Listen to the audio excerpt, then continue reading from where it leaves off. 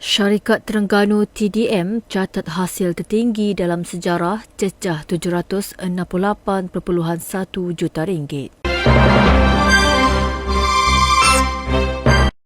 Syarikat milik Kerajaan Terengganu TDM Berhad mencatat pencapaian penting apabila merekodkan hasil tertinggi dalam sejarah syarikat iaitu sebanyak RM768.1 juta bagi tahun kewangan 2025.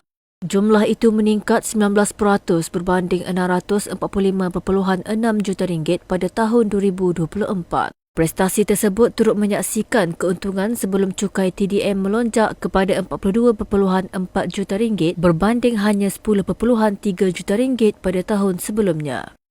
Pengurusi TDM Datuk Seri Tengku Farouk Hussein Tengku Abdul Jalil berkata, prestasi tahun 2025 membuktikan syarikat itu mempunyai asas perniagaan yang kukuh walaupun berdepan keadaan ekonomi global yang tidak menentu.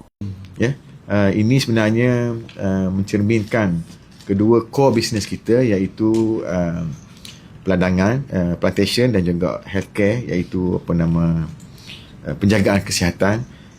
Dua trust inilah yang menyokong padu tentang peningkatan yang berlaku pada TDM.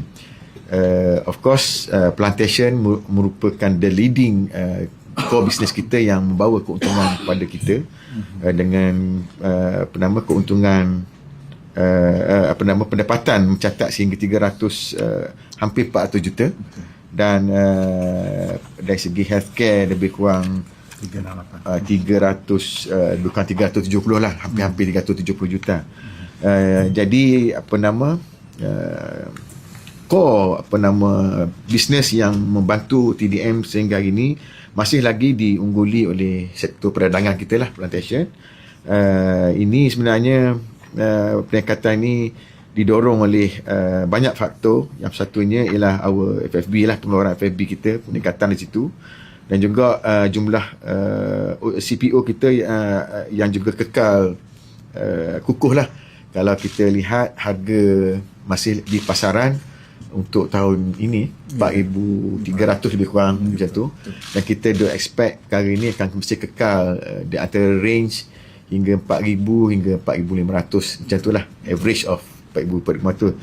Beliau berkata demikian pada mesyuarat agung tahunan TDM ke-61 yang berlangsung di KMI Kuala Terengganu Medical Center, Kuala Terengganu.